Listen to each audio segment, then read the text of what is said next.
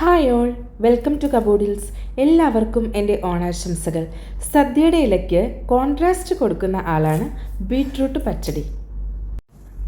ഞാനിവിടെ ഒരു beetroot great ചെയ്ത് എടുത്തിട്ടുണ്ട്. ഇതൊരു വലിയ ബീട്രൂട്ടാണ്, ചെറിയ ബീട്രൂട്ടാണെങ്കിലും മതി. ആകെ കൂടെ ശ്രദ്ധിക്കേണ്ട കാര്യം നല്ല റെഡിഷ് കളറുള്ളതായിരിക്കണം. കുറച്ച് വൈറ്റിഷ് കളറൊക്കെ ആണെങ്കിൽ നമ്മൾ കറി ഉണ്ടാക്കി കഴിയുമ്പോൾ കാണാനായിട്ട് അത്ര ഭംഗി ഉണ്ടാവില്ല. ഓക്കെ, അതിലേക്ക് നമ്മളൊരു അര ഗ്ലാസ് വെള്ളവും 2 ടേബിൾ സ്പൂൺ ഉപ്പും കൂടെ ചേർത്ത് നന്നായി ഇളക്കി വേവിക്കാനായിട്ട് വെക്കാം.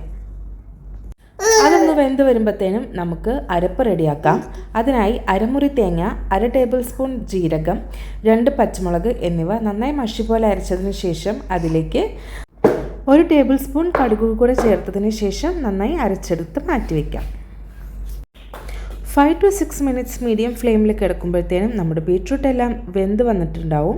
ഈ സമയത്ത് നമ്മൾ മാറ്റി വെച്ചിരിക്കുന്ന അരപ്പ് അതിലേക്ക് ചേർക്കുകയാണ്. മിക്സി കഴുകി 1/2 ഗ്ലാസ് വെള്ളം കൂടി അതിലേക്ക് ആഡ് ചെയ്തതിന് ശേഷം നന്നായി ഇളക്കി കൂട്ടി നമുക്ക് ഒന്നുകൂടെ നന്നായി ബ്ലെൻഡ് ആവാൻ വേണ്ടിയിട്ട് അടച്ചു വെക്കാം. ഒരു 3 മിനിറ്റ് മതിയാകും. ഞാനിത് നല്ല തിക്കായിട്ടാണ് ഉണ്ടാക്കുന്നത്, അതുകൊണ്ടാണ് വെള്ളം വളരെ കുറച്ച് ആഡ് ചെയ്തിരിക്കുന്നത്. കൂടുതൽ ലൂസാക്കണം എന്നുള്ളവർക്ക് കുറച്ചുകൂടെ വെള്ളം ആഡ് ചെയ്യാവുന്നതാണ്. ഈ സമയത്ത് നമുക്ക് ഒരു 1/2 കപ്പ് തൈര് ആഡ് ചെയ്ത് കൊടുക്കാം. നമ്മൾ എടുത്തിരിക്കുന്ന ബീട്രൂട്ടിന് മധുരം കൂടുതലുള്ളതാണെങ്കിൽ കൂടുതൽ പുളിപ്പുള്ള തൈര് ആഡ് ചെയ്യാനായിട്ട് ശ്രദ്ധിക്കുക. അല്ലാന്നുണ്ടെങ്കിൽ തൈരിൻ്റെ അളവ് കൂട്ടുകയും ആവാം. ഇത് നന്നായി നമ്മൾ ഇളക്കി കൊടുക്കുകയാണ്.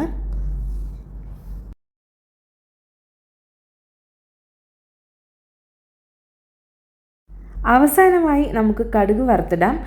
2 ടേബിൾ സ്പൂൺ വെളിച്ചെണ്ണയിലേക്ക് 1 പിടി കടുകും 1 തണ്ട് വേപ്പിലയും 1 വറ്റൽമുളകും മാത്രമാണ് കടുക് വറുക്കാനായിട്ട് ഞാൻ ഉപയോഗിക്കുന്നത്.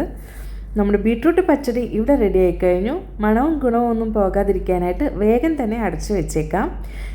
അപ്പോൾ ഇഷ്ടമായെങ്കിൽ please like, comment and subscribe. എല്ലാവർക്കും ഒരിക്കൽ കൂടി എൻ്റെ ഓണാശംസകൾ. Thank you.